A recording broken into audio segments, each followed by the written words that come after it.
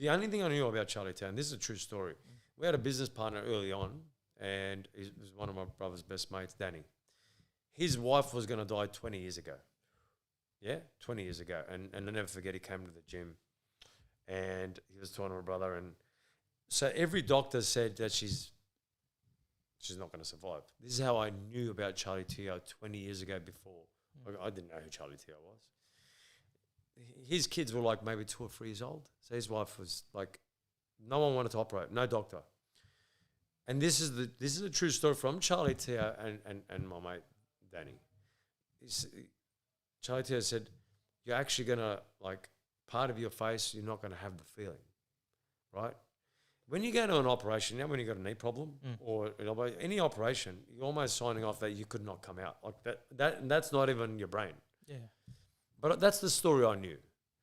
So you can't find Charlie Teo on social media and that. So I didn't even know about his story. What happened was my daughter's boyfriend and Charlie Teo's daughter, they go with the same brothers. And he said, Metz, would you like to interview Charlie Teo? And what I remember him, he saved my mate's wife's life. That's what I remember.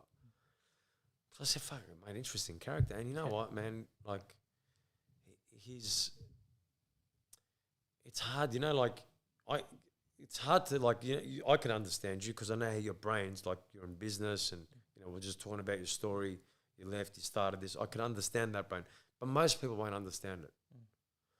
And so, you know, if you listen to the interview, I don't know if I said it on the interview or off camera, you know, there was a day a week where he done like 7, 10-hour or 12-hour surgeries. You know, he doesn't drink coffee or alcohol, and he's got to stay in this position. I go, how the hell?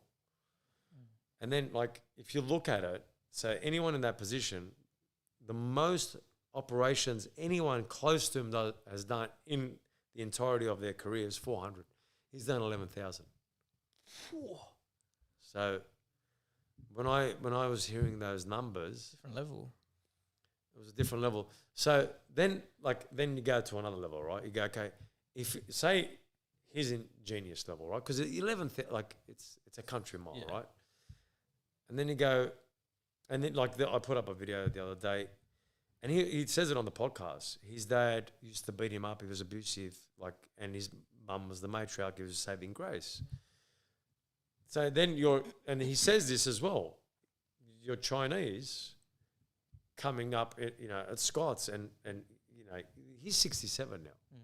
So imagine like what he was getting treated like from the other kids. So getting bullied, beat up, and all that kind of stuff. And then now you're this guy that's so good and helps so many lives.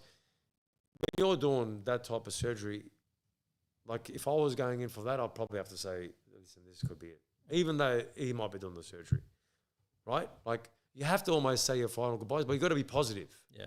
Because there's a great chance that it ain't going to work out. Yeah. And you know, when I started to look at the metrics, and I don't make any comments on anyone's things, right? Yeah. But this is just my opinion, right? I had dinner with him. I spoke to him. You know, I speak to him a little bit here and there, but I understood his story. So in my head, I go, well, if you're a genius of that caliber, and you're that good, and this is what happened to you in life, and you love your job, you have to lose something. You know, and there's been a lot of nasty things that go on there. And some of those messages are messages on messages on messages. And it's been like every day I'll get a message. Really? For 6 months, yeah. Really? Yeah, sometimes 5, sometimes 10. Like different posts. I've done different posts on him. Yeah. And I rang him last week and it was funny. I just said, mate, how you going? I'm in touch base with you for a long time. It's crazy. But he's just a larrikin. He's just like us. That's what I like about Charlie. Yeah. Like I think he's misunderstood. I think we're misunderstood. 100%. You know what I mean? So you know when you look at it, and you know when you're doing your podcast, like you're just learning about someone. Really, you're just interested. You're just learning about someone. And when I sit down with all these different ones, I'm just learning something. Whether they resonate with people or not, I can't dictate that.